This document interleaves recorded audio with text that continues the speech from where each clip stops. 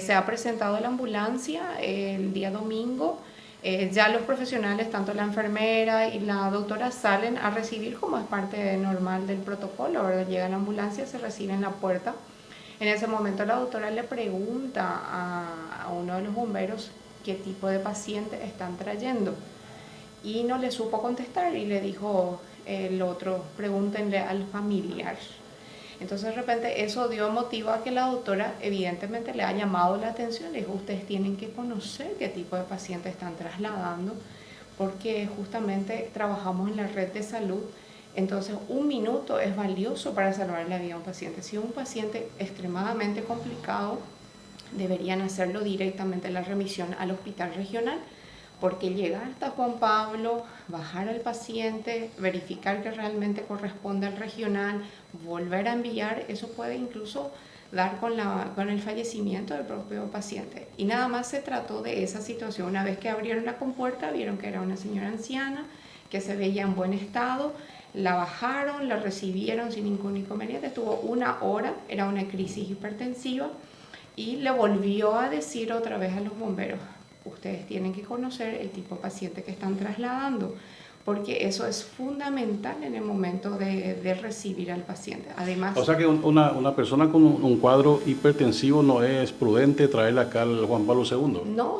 claro que sí, no me refiero a eso, sino lo único que la doctora quería saber qué tipo de paciente estaba recibiendo en ese momento.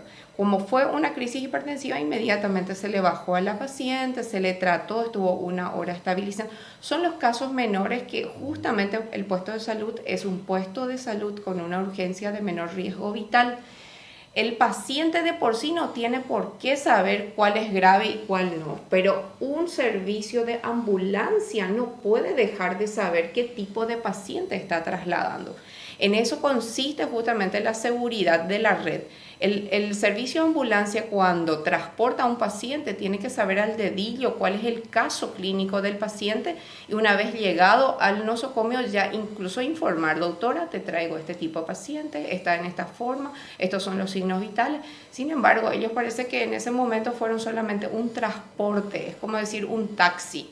Entonces ahí quizás lo que quedó más o menos quizás no les haya agradado. O sea que no es que no se le quiso recibir a la paciente. No, pero jamás en la vida. Por eso justamente nos desagradó bastante la información de decir que nosotros hemos negado incluso que el cuerpo de bomberos rojo traiga pacientes acá. Rojo eran los rojos. Dice rojo, pero como dice la doctora, lo que llegó fue una ambulancia amarilla, que al final no sé cuál es el convenio entre ambas ambulancias, pero independientemente del color, nosotros jamás vamos a hacer eso. Entonces, en ningún momento es cierto de que nosotros tenemos prohibida vamos a decir, el transporte de pacientes a Juan Pablo. Lo que sí le pedimos, o sea, la doctora le pidió al servicio de ambulancia que tengan ese criterio profesional, ¿verdad? Una vez que transporten un paciente, tienen que saber qué tipo de paciente están transportando. Eso le va a permitir a ellos también elegir el mejor lugar, porque Juan Pablo es de menor riesgo vital, a pesar que llega todo tipo de gente. Como digo siempre, el familiar, si es transportado por el familiar, vino por sus propios medios, etc., la familia no tiene por qué saber si es grave o no, y llegan muchos casos, se estabiliza y se reenvía según el caso al hospital regional, que es el hospital de mayor complejidad. Sin embargo, si viene transportado por el servicio de ambulancia, ellos tienen que tener ese conocimiento de qué tipo de paciente están transportando y dónde es el centro que mejor va a recibir y podamos salvar la vida de ese paciente. Eso en otros casos. Por suerte, no pasó a mayores. Una señora conocida acá del barrio, viene habitualmente por sus crisis hipertensivas, se le recibió perfectamente, se le trató, estuvo 1 hora en observación y salió de alta para su casa. Debe venir a hacer su seguimiento por consultorio, pero en ningún momento jamás hemos negado, eso no ha sucedido, y yo creo que es sencilla acá la situación, ¿verdad? Sencillamente porque realmente, como se le llamó la atención a los bomberos que estaban en ese momento, porque no conocían al paciente que estaban transportando.